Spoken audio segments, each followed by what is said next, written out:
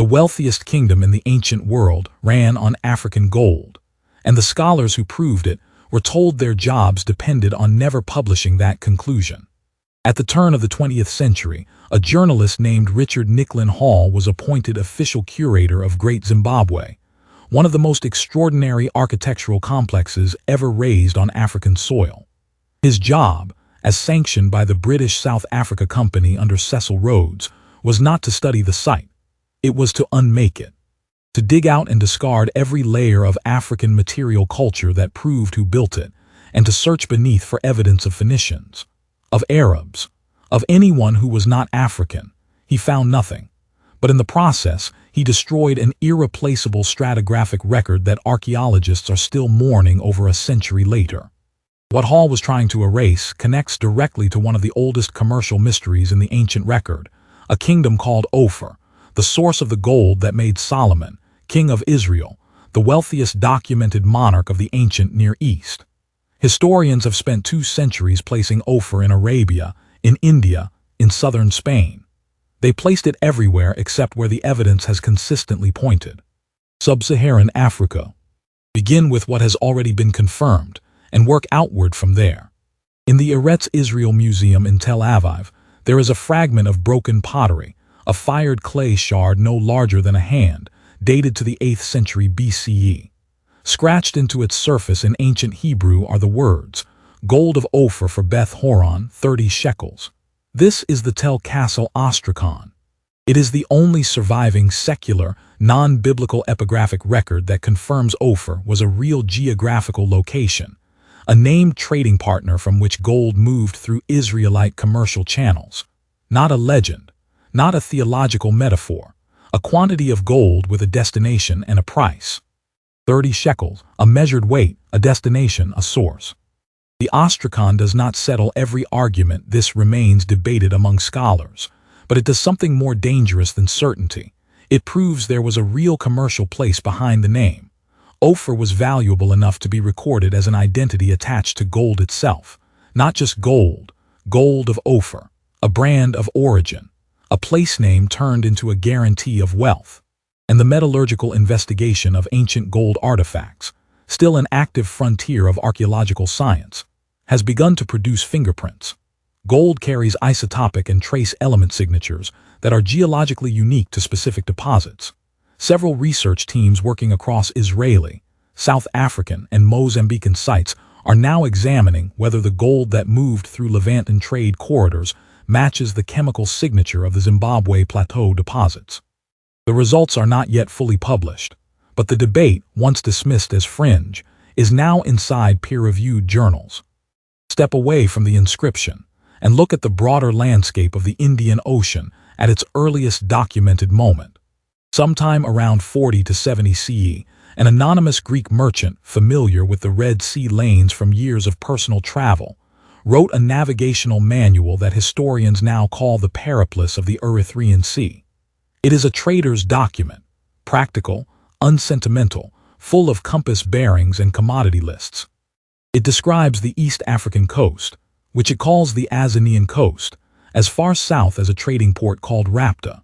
There, Arab merchants and African coastal traders exchanged iron tools, glass, and grain, moving southward for ivory, tortoiseshell, and nautilus shell, moving northward into Red Sea ports. This was not a marginal operation.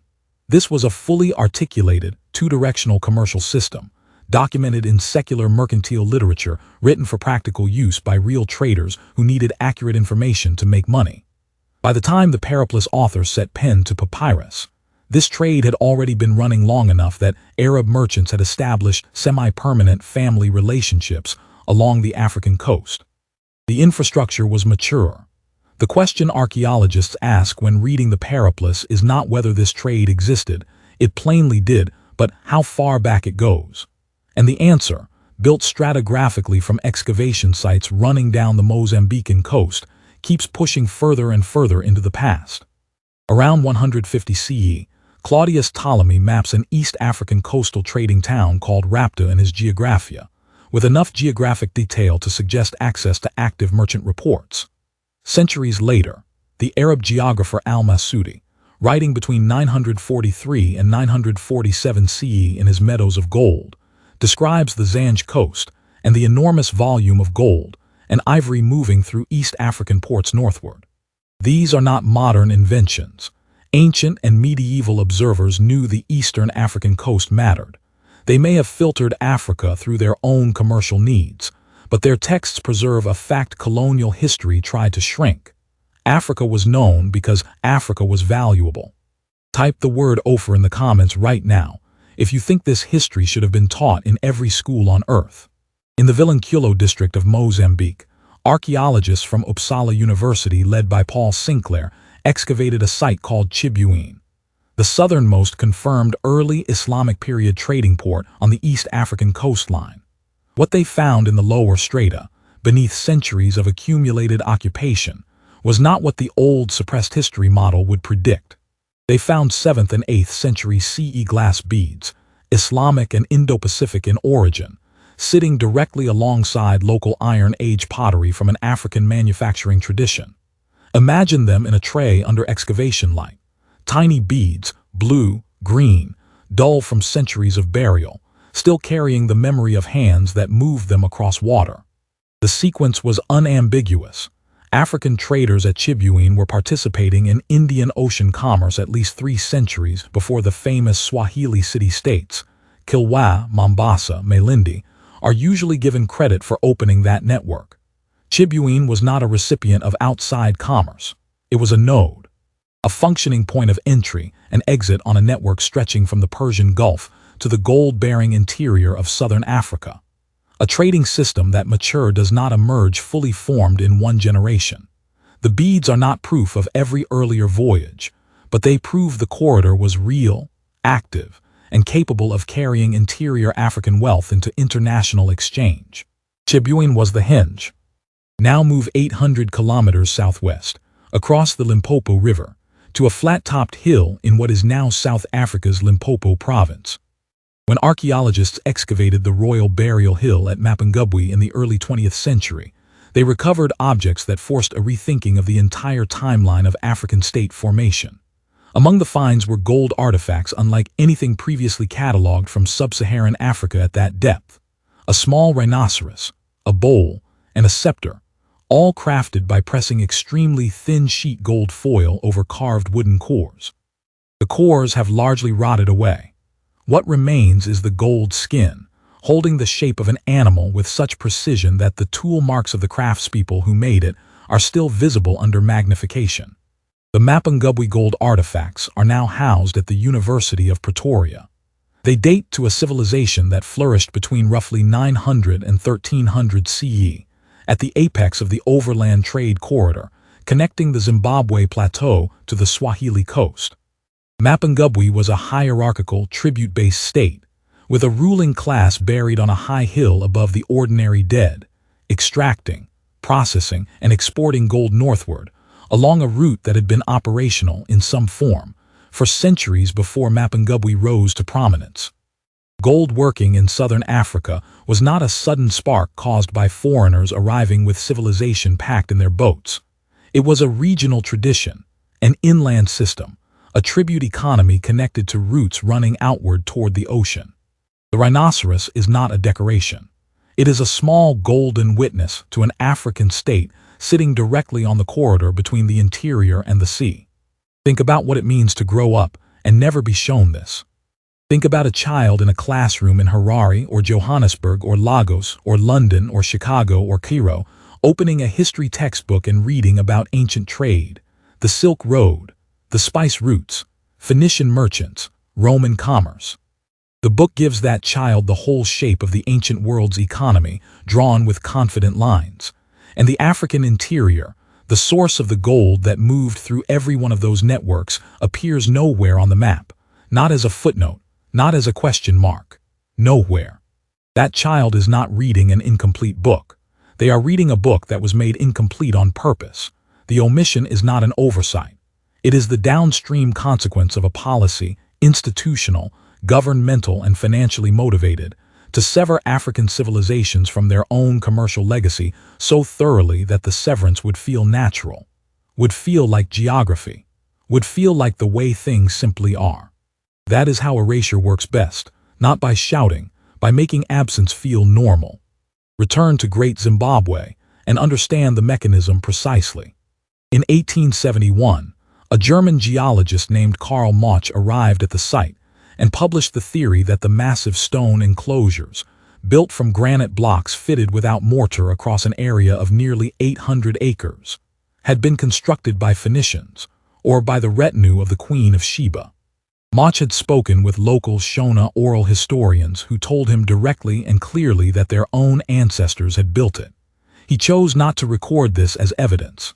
He could not, within the racial framework that structured his entire intellectual world, accept that Africans had raised those walls. If Africans built Great Zimbabwe, then Africans had statecraft.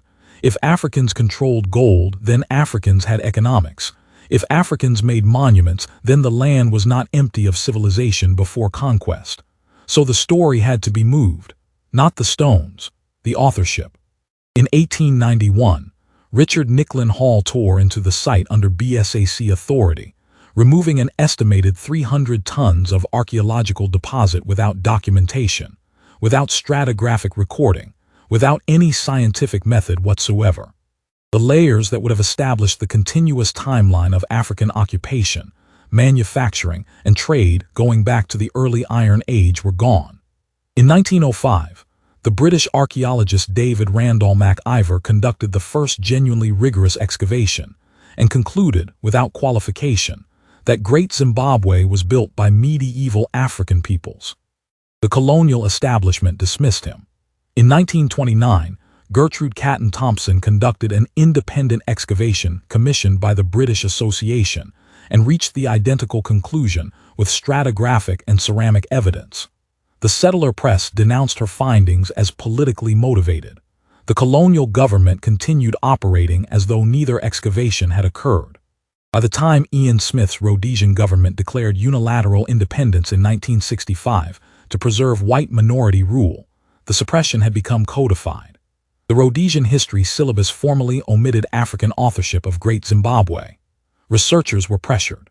A 2001 report from the Zimbabwean government documented that some researchers in the Rhodesian period were explicitly told their continued employment depended on what they did not publish. The motive was brutally practical. Deny African civilization and land seizure looks easier. Deny African statecraft and forced labor looks natural. Deny African control of gold, and modern extraction looks like discovery instead of continuation.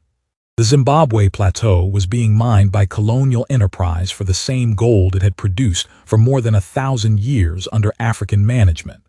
The suppression of African commercial and civilizational history was not incidental to colonialism. It was one of its primary operational tools. The suppression was not ignorance, it was business. Consider what the full picture shows when the evidence is assembled honestly, without the distortions of that 19th century framework. The Zimbabwe plateau supported Iron Age societies continuous from at least the early centuries CE, with cultural and metallurgical traditions traceable further back. Chibuene on the Mozambican coast was already receiving Persian Gulf and South Asian trade goods by the 7th century, meaning the pipeline from the African interior to the Indian Ocean networks was operational for at least 3 centuries before the great Swahili city-states are usually credited with opening it. Mapungubwe shows a political world where gold was shaped, controlled, and buried with elites before Great Zimbabwe reached its height. And at Unguja on Zanzibar, occupied from roughly the 6th to the 10th century CE, excavated material includes Sassanid Persian and early Islamic pottery, alongside evidence of East African iron production. The picture is not one-way contact, it is exchange. Iron moved, ivory moved, gold moved, glass and ceramics returned, not Africans watching from a beach, Africans negotiating.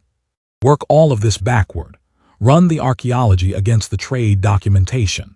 The network al-Masudi observed in the 10th century CE had been building for centuries. The network the Periplus recorded in the 1st century CE was already mature.